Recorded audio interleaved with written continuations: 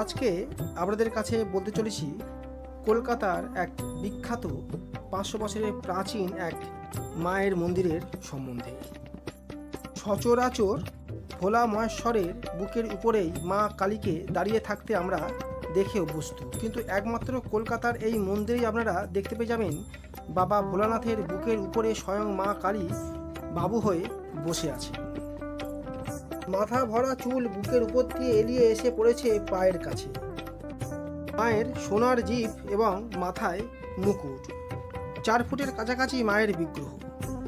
কলকাতার প্রাচীন কালীর মধ্যে বসা কালী রঙে রূপে আকৃতিতে একেবারেই অনন্য সাধারণ। বসা অবস্থায় রয়েছেন বলে লোকমুখে মা বসাকালী নামেই প্রসিদ্ধ। বসাকালী মন্দিরে আসতে গেলে হেদুয়া পার্কের অপোজিট অথবা গিরিশ পার্ক মেট্রো স্টেশনের অপোজিট রাস্তাতেই আপনারা পেয়ে যাবেন এই মায়ের মন্দির।